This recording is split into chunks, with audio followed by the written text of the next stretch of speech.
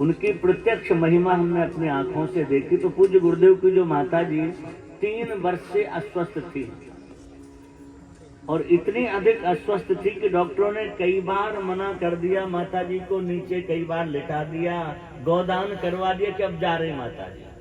लेकिन जैसे सरकार को फोन करते, सरकार कहते नहीं नहीं माता जी अभी कहीं नहीं जाएंगे, स्वस्थ हो जाएंगे। और जितने बार सरकार ने कहा स्वस्थ हो जाएंगे, उतने बार वो स्वस्थ हो गई। एक तो सरकार परसों की ही बात है, वो जो नर्स सेवा में थी उन्होंने परसों एक बात बताई कि माता जी के यहाँ भी नली पड़ी थी, यहाँ भी नली, कई नली पड़ी थी, कुछ नहीं खा सकती थी। वो नली के माध्यम से ही जाता था, कभी केला कुछ घोल के फ्रूट देते थे, उसका लिक्विड अंदर जाता था। सरकार पहुंचे और सरकार ने कहा उस नर्स से कि इनको रोटी खिलाया करो, दाल रोटी खिलाओ। तो बोली महाराज जी ये तो खा ही नहीं सकते हैं। बोले नहीं तुम तो खिलाओ। जैसे ही हुजूर साहब सरकार ने ये बात कही, दूसरे दिन माता जी ने 3 रोटी खाई और मुख के माध्यम से। ये हमने प्रत्यक्ष देखा। उसके बाद से परसों तक माता जी बराबर रोटी पा रही थी, कभी खिचड़ी रोटी एकदम ठीक से पा रही थी। लेकिन एक बात माता जी बार बार कहती थी कि अब हमारा तो समय पूरा हो गया, पर सरकार ने रोक रखा है हमको। और सरकार कहते थे अचर्रा में, मध्य प्रदेश में ओरछा के निकट एक गांव है छोटा सा, पर सरकार साहब की इच्छा, हमारे गुरुदेव की जन्म स्थली है, तो वहां सरकार ने दिव्य भव्य, उसको पुराना मकान था उसको विसर्जित करा करके दिव्य बड़ा विशाल और भव्य भवन बना दिया।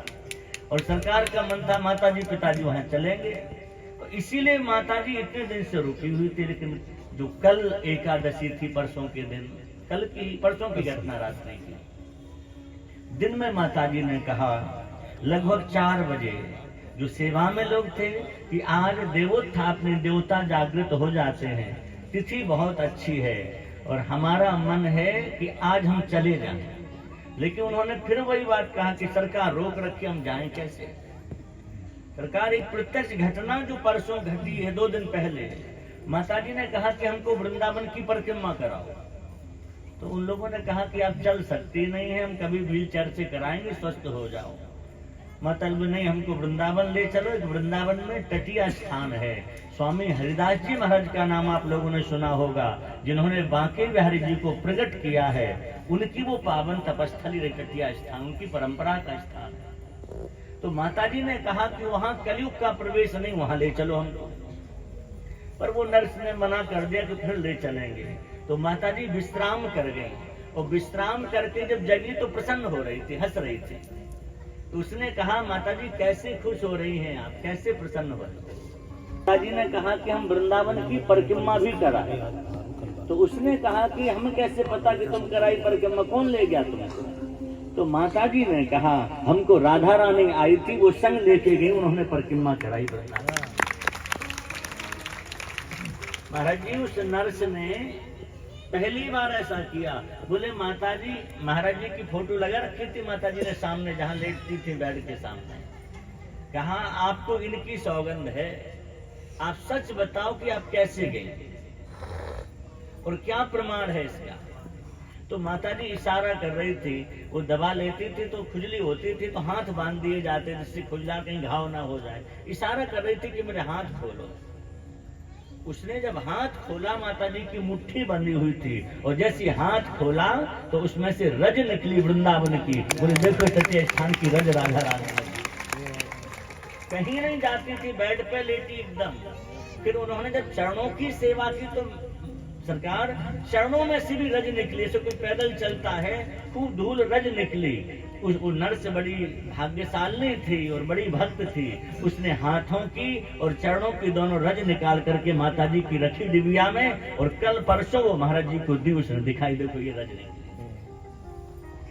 तो उस रात्रि को जब महाराज जी आए लगभग 10:30 बजे माता जी के पास, तो उस समय माता जी का बोलना बंद था, देख रही थी। महाराज जी ने कहा माता जी ठीक हो, तो केवल एक टक देख रही थी। आए हुए थे, उन्होंने कहा कि अब माता जी को कष्ट है और लगता है कि आज जाना चाहिए। तो हमारे मुख से वहां सहज निकल गया। हमने कि महाराज जी, माता जी खुद कहती कि सरकार रोक रखे हैं, और हमने सरकार को टेलीफोन लगा दिया। हमने बात की, बताया कि माता जी का स्वास्थ्य ठीक नहीं है। अपने पूज्य गुरुदेव से बात कराई सरकार की, और महाराज जी ने कहा कि सरकार अब आप उनको आशीर्वाद दें कि वो ठाकुर जी की सेवा में जाएं, क्योंकि उनके मन में भी है और आपने रोका, ये बात भी सच है, सब लोग इस बात को कहते हैं। तो सरकार ने कहा लो फोन माता जी के कान में लगा दो। सरकार ने ये बात कही, और जैसे कान में फोन लगाए तो सरकार ने यही कहा, माता जी अब हम आपको मुक्त कर रहे हैं, आज की तिथि बहुत अच्छी है। ये हुजूर साहब ने जैसे कहा, उसके 2 घंटे बाद तो माता जी भगवान के धाम चली गई, और महाराज जी की गोद में माता जी का सिर था, जिस समय माता जी ने भगवान के धाम प्रयाण किया। तो ऐसे पूज्य वो माता जी जिन्हें साक्षात भगवान के कितनी लीला उनको दिखाई देती थी, भगवान की परिक्रमा करना, भांडीर बन जाना, कई बार कितने संतों को उनको दर्शन होते थे। तो माता जी सरकार के प्रति बड़ा प्रेम था, वो और किसी में उनकी ममता नहीं थी। बालक हैं, नाती पोता सब हैं, लेकिन अंत समय किसी को याद नहीं किया। सरकार को तो याद करती थी बार बार वो, या फिर हमारे पूज्य गुरुदेव जी को, पंडित जी को बुला दो। महाराज जी कथा कर रहे थे, पंडित जी कहती थी। तो माता जी का जब धामवास हो गया तो कल उनका संस्कार था। संस्कार में भी इतने लोग आ गए, कहाँ से आए, इतनी भीड़ हो गई। लगभग 4:30 बज गया संस्कार होते होते, वापस आते हुए फिर सबने प्रसाद पाया, स्नान आदि किया, तो बहुत विलंब हो गया था। फिर रात्रि को सरकार से बात हुई। एक बार मन था कि हम जाएं, क्योंकि 2 दिन से जग रहे थे, बराबर थके थे, लेकिन सरकार ने कहा हमारे लिए अनुकूलता हो तो रात को तो नहीं, अब सुबह चल के आ जाइए। हमने कहा आपकी जैसी आज्ञा, हमारे लिए तो आपकी आज्ञा सर्वोपरि है। और थके जरूर थे, पर आए यहाँ आके सरकार का दर्शन किया, सब थकावट दूर हो गई है। मुझे सरकार के दर्शन से खूब आनंद हो गया। महाराज जी ने भी कहा था हमारा प्रणाम कहना सरकार को, पिताजी ने भी कहा था कि हमारा प्रणाम कहना। और सरकार कह रहे थे कि कैसी स्थिति, परिवार में कहीं कुछ घटना घटे, लोग उदास होते, और सरकार ने बात की पिताजी से, वो उसी मस्ती में थे, प्रसन्न थे, बोले हम खूब आनंद में हैं, कीर्तन हो रहा है, यहाँ सत्संग हो रहा, माता जी तो भगवान के यहाँ गई हैं, उन्हें भी जरा भी कोई कष्ट नहीं हुआ, खूब प्रसन्न रहे। तो ऐसा वो पावन पर्व था। उसके उपरांत यहाँ अब सत्संग की हम लोग चर्चा करेंगे। अभी संतों से आपने श्रवण किया ही है। मूल बात है सत्संग की, सबसे बड़ा सौभाग्य तो आपका है कि सरकार विराजे, इनके चरणों की रज यहाँ पड़ गई, उत्सव महोत्सव अच्छा हो, खूब आनंद हो गया। और भैया जो कॉलेज चलाते, इनका बड़ा समर्पण है सरकार के चरणों में। सरकार ने कहा था, गंगानगर आए थे हम कि महाराज जी अपने को कैथल में भी एक उत्सव करना है। तो पूछा इनसे कब करना, तो आपका यही था कि जब आप आज्ञा दे दें तब कर लेंगे। यही होना चाहिए, गुरुजनों में ऐसी श्रद्धा हो कि आप जब आदेश करें तब हो जाएगा। और उत्सव महोत्सव करने की ज्यादा कुछ नहीं है।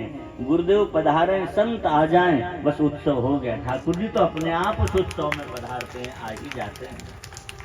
तो इस बहाने इतने लोगों को, कैथल के लोगों को लाभ मिल रहा है।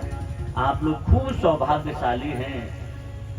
इस वर्तमान ऐसे युग में हम सबको ऐसे संतों के दर्शन हो रहे हैं, ऐसे संतों की प्राप्ति हो रही है। तो इन संतों का लाभ ले लेना चाहिए। भगवान की कृपा से इतने व्यस्ततम कार्यक्रम से, अभी कह रहे थे भैया जब हम आए कि सरकार रात्रि में, कोहरे में रात्रि भर चल करके आए, पर उनकी करुणा है, प्रेम है। तो संत करुणा करके हमारे ऊपर आए हैं यहाँ पर, तो थोड़ा हमारा भी कर्तव्य होता कि संतों का लाभ हम लोग ले लें। गंगा घर पर आए और हम ना स्नान कर पाए तो हम लोग दुर्भागी हैं। इसलिए हम लोग कथा श्रवण करेंगे ही, आज इतना समय है। भगवान के, महाविष्णु के अवतारों में भगवान नरसिंह के जो अवतार की कथा है, भगवान नरसिंह का जो चरित्र है, वो श्रवण करेंगे।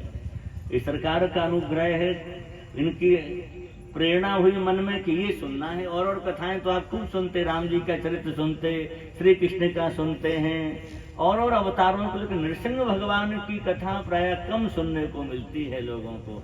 तो भगवान नरसिंह बड़े करुणामय देवता हैं। लोगों को यही लगता कि भगवान नरसिंह बड़े तेज हैं, पर सत्यता तो ये है भगवान नरसिंह बहुत कोमल हृदय के हैं। आपको भगवान नरसिंह की कोमलता अगर देखनी है, आप भागवत के